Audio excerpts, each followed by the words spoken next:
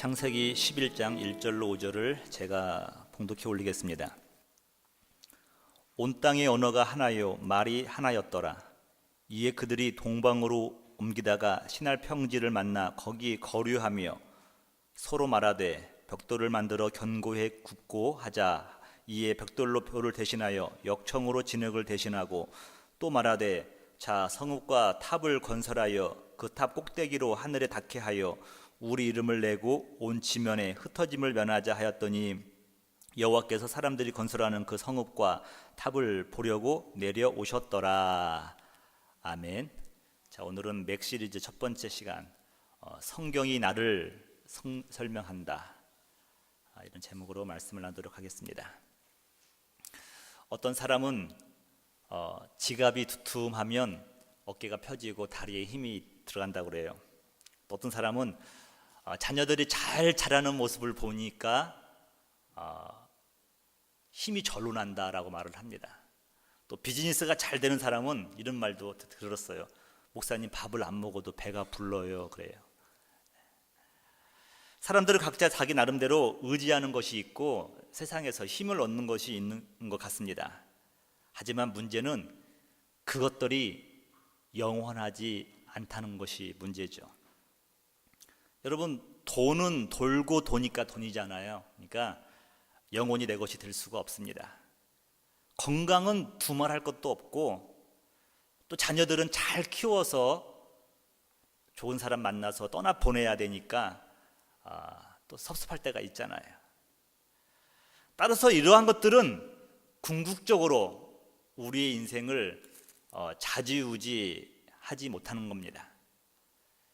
그렇다면 우리를 환난이나 시험이나 또 기근이나 유혹 앞에서 굴하지 않고 당당하게 할 수 있는 것이 무엇인가를 저와 여러분들은 꼭 붙잡아야 됩니다.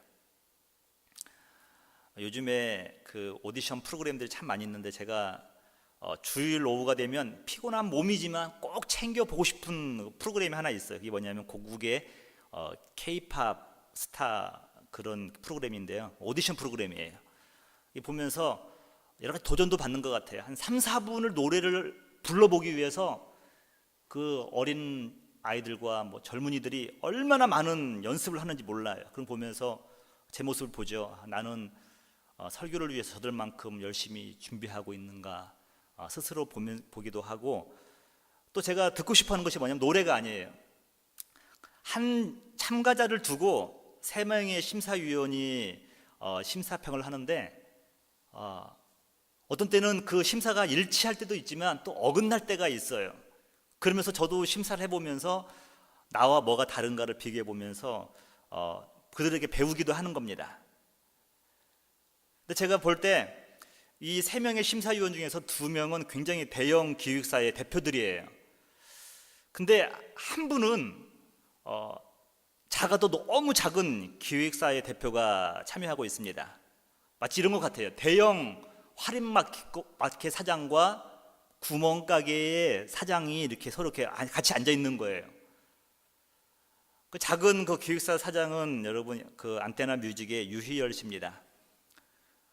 그분의 그 회사가 얼마나 열악하냐면 6명의 프로그램 참가자들을 훈련하기 위해서 회사의 내부 확장을 공사하기로 결정할 정도로 열악한 그런 회사입니다.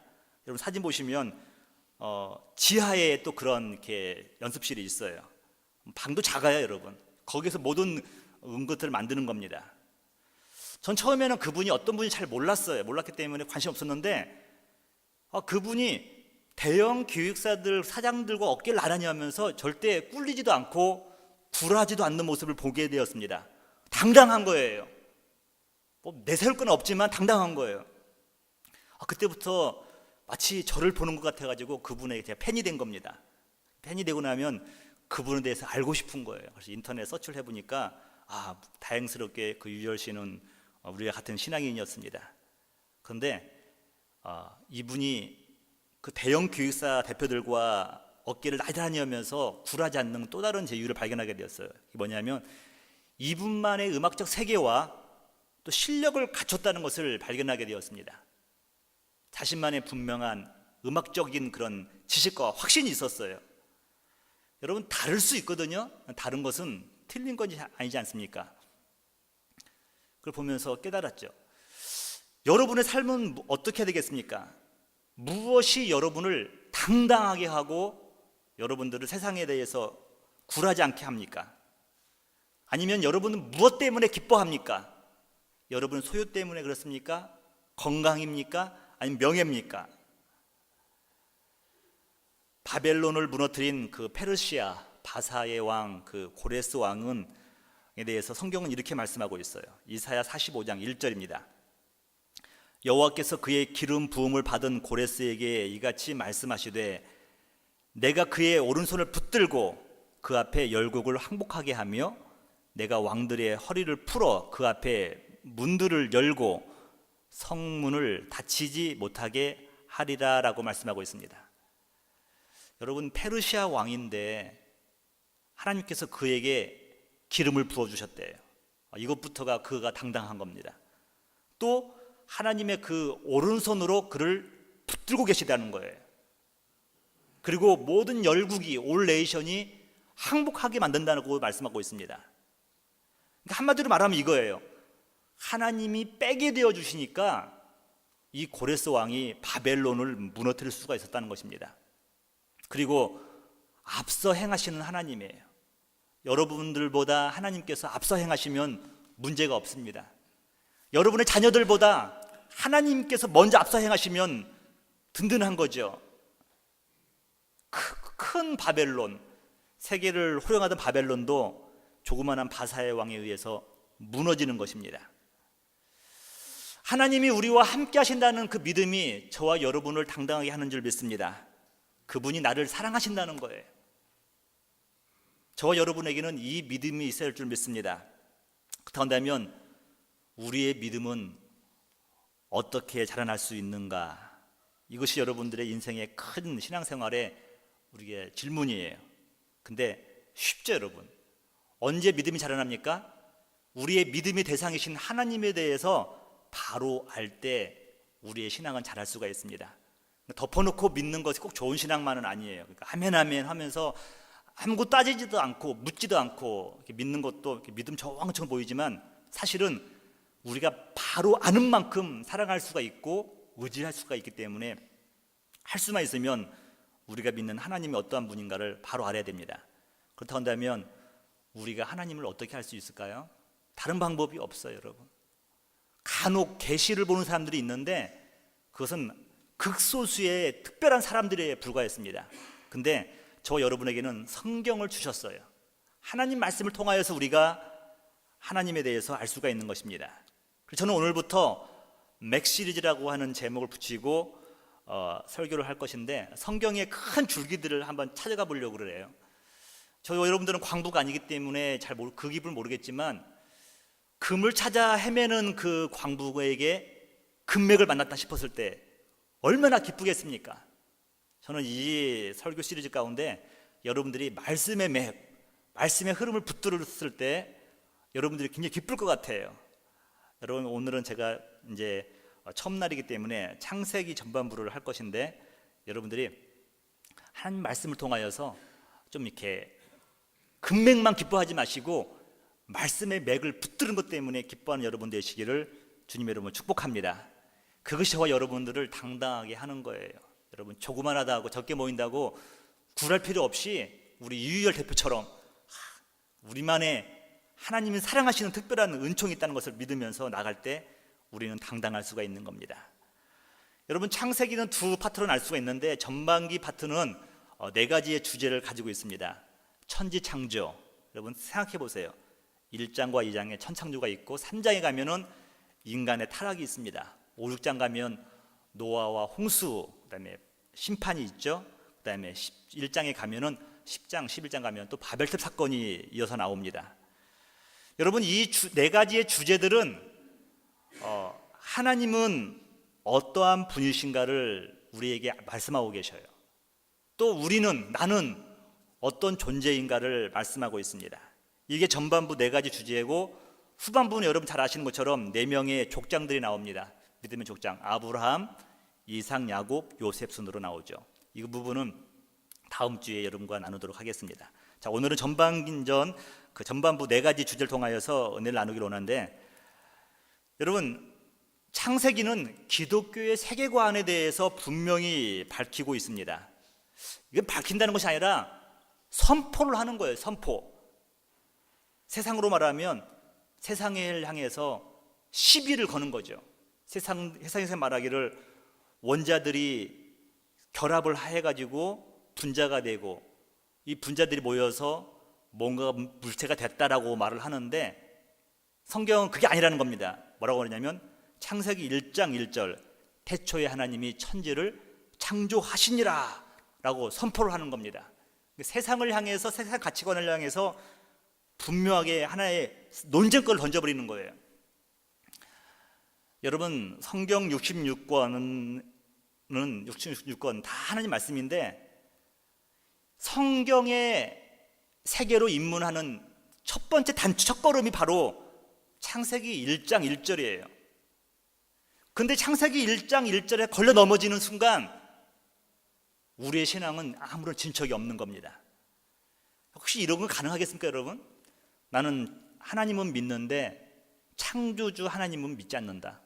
말이 안 되는 거죠, 여러분. 그러니까 여러분, 우리의 신앙은 창세기 1장 1절이 근간이 되어 있는 거예요. 태초에 하나님의 천지를 창조하셨다. 이 말은 무슨 말입니까? 나 여호와가 만물의 주인이시라는 거예요. 내가 너희들의 주인이라는 것을 설포하고 있는 겁니다. 이번에 이런 말씀을 보면서 사람들은 자꾸 설명이 많은데 하나님은 설명이 없으셔요. 그냥 선포로 끝나셔요. 구체한 이유가 없습니다. 나 창조자가 누군가도 말씀하지 않아요. 왜 창조했는가도 굳이 말씀하지 않아요. 그저 선포하시는 겁니다. 태초에 하나님이 천지를 창조했다는 거죠. 왜 부연 설명이 없을까? 여러분, 왜 그런지 아세요? 사실이기 때문에 그래요. 진리이기 때문에 그래요. 여러분, 꾼들은요 설명이 많잖아요. 왜냐하면 상대방을 이렇게 홀려야 되니까. 근데 하나님은 이 진리, 태초에 하나님이 천지를 창조하시니라 선포로서 시작을 여는 겁니다. 세상 사람들은 이 말을 들으면은 코웃음을 칩니다. 또 과학자들은 지구의 나이를 측정해 보니까 45억 년이라고 말을 합니다. 근데 성경은 아무리 우리가 연구를 하더라도 많이 잡아도 7,000년을 넘지를 않아요. 그럼 45억 년과 7,000년의 갭, 자녀들이 헷갈리는 겁니다. 우리 하늘이도 헷갈리는 것 같아요. 이런 걸 자꾸 학교에서 배우다 보니까 성경이 진짜냐 가짜냐 막 이런 고민들이 있는 거예요. 여러분, 45억 년, 7,000년, 왜 이런 갭이 생기는 것입니까? 제가 한 가지 이제 요즘에 깨닫는 게 뭐냐면, 우리 하나님은 모든 진리의 하나님이셔요. 그럼 성경 안에 과학자들이 말하고 있는 진리 탐구와 성경에서 말하고 있는 진리가 초월하는 부분도 있지만 또 합리적이고 이성적으로 우리에게 이해 갈 수 있도록 말해주는 것도 많이 있다는 겁니다. 그래서 여러분, 우리는 성경을 바라볼 때 성경의 연수는 7,000년이지만 과학자들이 말하고 있는 45억 년과 어떤 차이가 있을까? 제가 그 부분을 여러분과 함께 먼저 보기를 원해요. 여러분, 제가 본문을 준비했는데 창세기 1장 9절을 한번 보시면 셋째 날 하나님이 하신 일에 대해서 말씀하고 있습니다. 여러분들이 한번 눈여겨 한번 보세요. 하나님이 이르시되 천하의 물이 한 곳으로 모이고 묻이 드러나라 하시니 그대로 되니라. 저도 어렸을 때부터 세례 학습을 받을 때부터 셋째 날 하나님이 창조하신 것이 뭔가를 우리 배웠어요. 그러면 하나님이 셋째 날 바다와 땅을 창조하셨다라고 배웠습니다. 그런데 이 구절을 자세히 보세요, 여러분. 하나님이 이르시되 천하의 물이 한 곳으로 모이고 묻이 드러나라 하시니 그대로 됐다. 여러분, 다시 말하면 이 묻은요 그때 하나님이 만드신 것이 아니라 이미 물 아래 있었던 것이죠. 10절 한번 볼게요. 하나님이 묻을 땅이라고 부르시고 물을 바다라 부르시니 하나님 보시기에 좋았더라. 그러니까 여러분들이 생각할 때 하나님이 땅을 창조하신 것이 셋째 날이라고 하는 것부터가 일단 오해예요. 하나님은 셋째 날 물과 땅을 분리하신 거예요. 그리고 땅을, 물이 없는 곳을 땅이라 부르시고 물 있는 곳을 바다라고 부르셨다는 것입니다. 단지 그것을 물속에서 끄집어낸 날이 셋째 날이죠.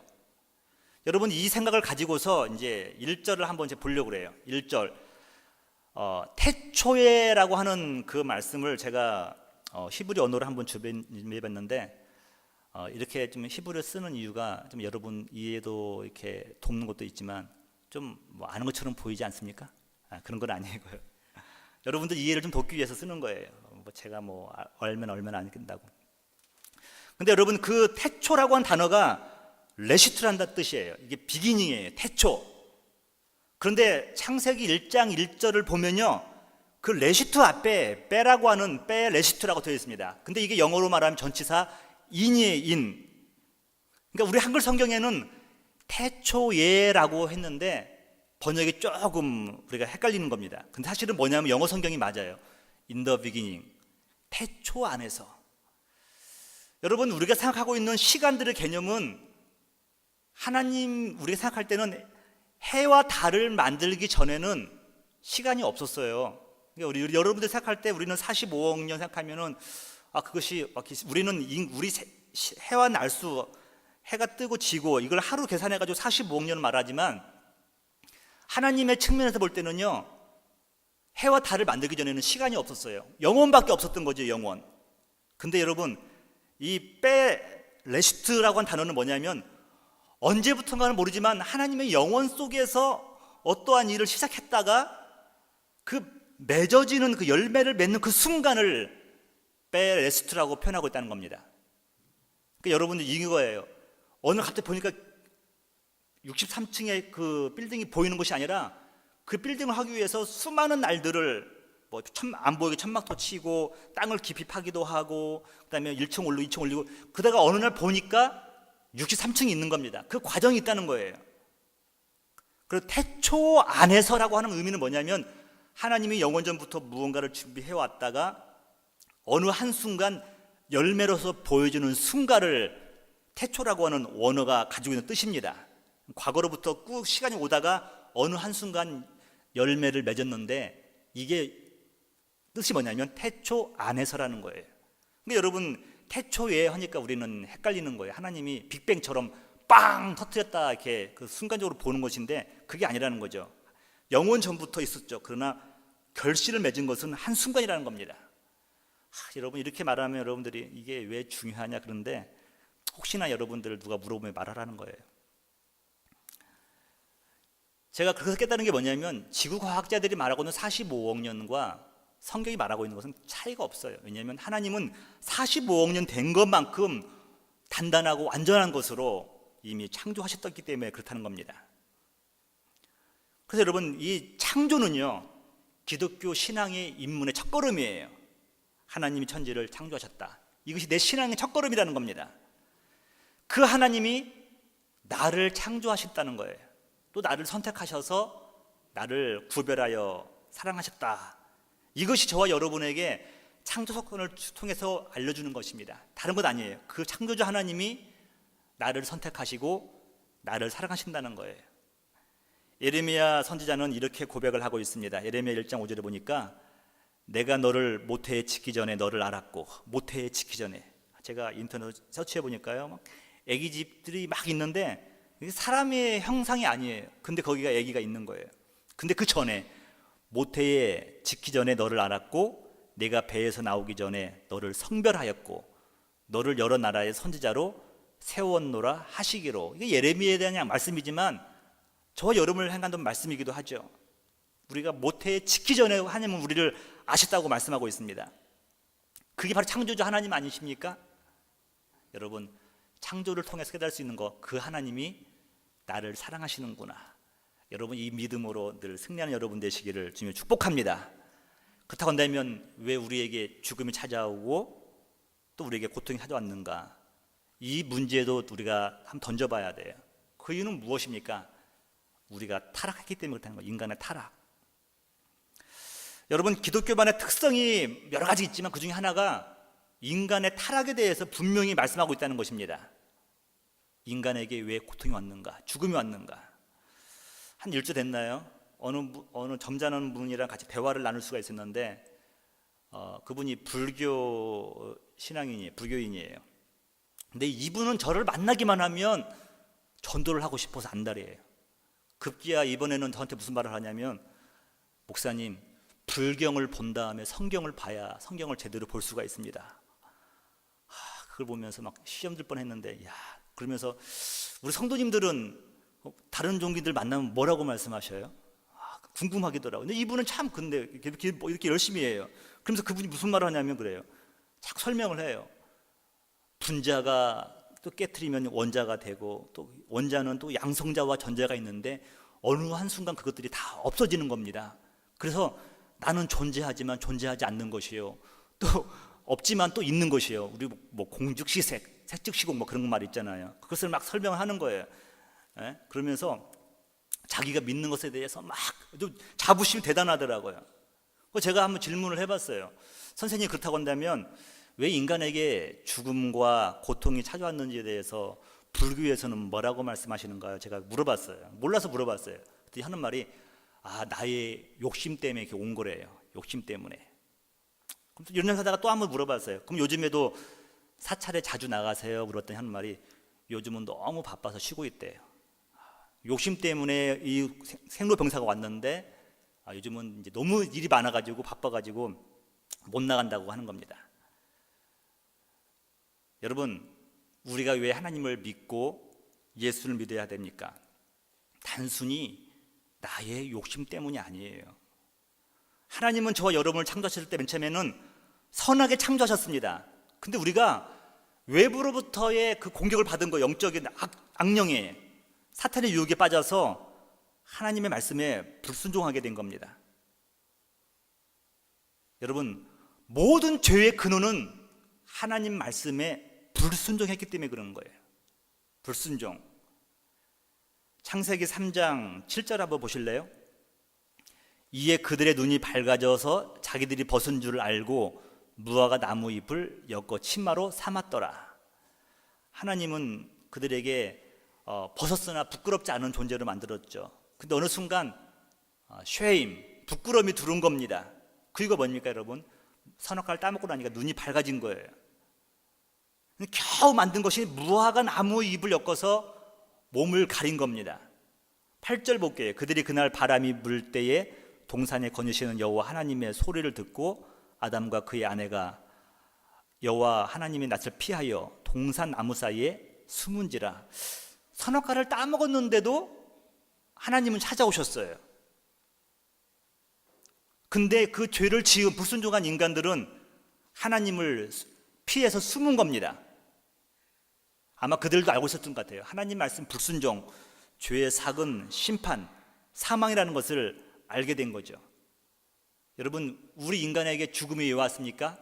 다른 것 아니에요. 성경이 말씀하고 있는 건 뭐냐면 하나님 말씀에 불순종했기 때문에 그래요.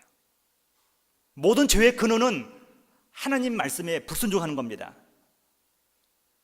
하나님은 다시 말씀하고 있어요. 불순종한 자녀들에게는 분명히 심판이 임한다는 것입니다. 그래서 노아 사건을 통하여서 심판을 말씀하시는 거죠.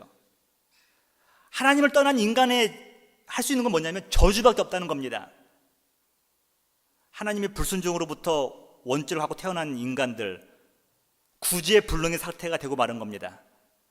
여러분, 하나님을 떠난 인간들 아무리 착한 일을 많이 하고 정직할지라도 타락하고 부패한 인간에 불과해요. 여러분, 창세기 6장 11절을 한번 보실래요? 그때의 온 땅이 하나님 앞에 부패하여. 여러분, 어느 일 부분이 부패했다는 것이 아니에요. 온 땅이 하나님 앞에서 부패하여 포악함이 이 땅에 가득한지라. 여러분, 어느 한 부분은 좀 깨끗해야 거기에 거하는 사람들일 텐데, 땅이, 여러분, 우리가 지탱하는 땅이 전부 다 부패고 포악함이 가득한데 거기에 있는 사람은 어떻겠습니까? 여러분, 다 오염된 거죠.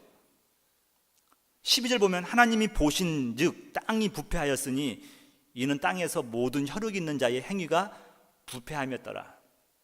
사람들로, 타락한 인간들로 인해서 땅도 부패하고, 또 땅으로 말미암아서 또 인간들도 부패하고, 전적으로 다 부패해버린 거예요. 희망이 없는 겁니다.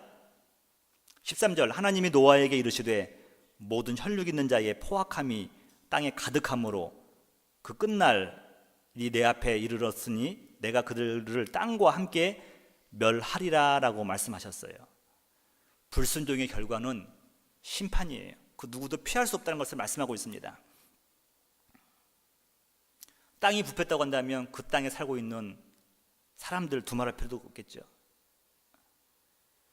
오늘날을 말해서 주님 오실 날 가까워졌는데, 마태복음에 보면은 이렇게 말씀하고 있어요. 마태복음 24장 37절 보니까 노아의 때와 같이 인자의 임함도 그러하리라 라고 말씀하고 있어요. 인자가 올 때쯤 되면은 노아의 때와 다름이 없다는 거예요. 노아가 구원의 방주를 이익했지만 사람들은 무시합니다. 그들은 시집장가가고 쾌락을 즐기고 행복하기 위해서 몰두하는 사람들이었습니다. 그들에게 반드시 심판이 임한다고 성경은 말씀하고 있는 겁니다.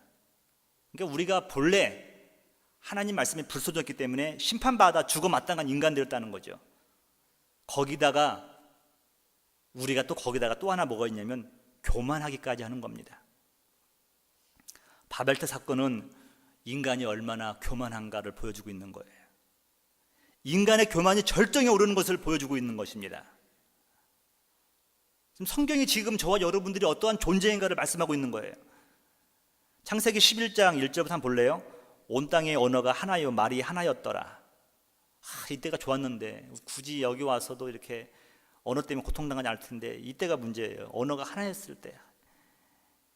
2절 보면 이에 그들이 동방으로 옮기다가 신할 평지를 만나 거기 거류하며, 3절 서로 말하되 자 벽돌을 만들고 견고히 하자 하고 이에 벽돌을 돌을 대신하며 역청으로 진흙을 대신하고. 잠깐만 여러분, 여기서 보면은 3절에 보면은 단어 중에서 대신하고는 말이 나와요.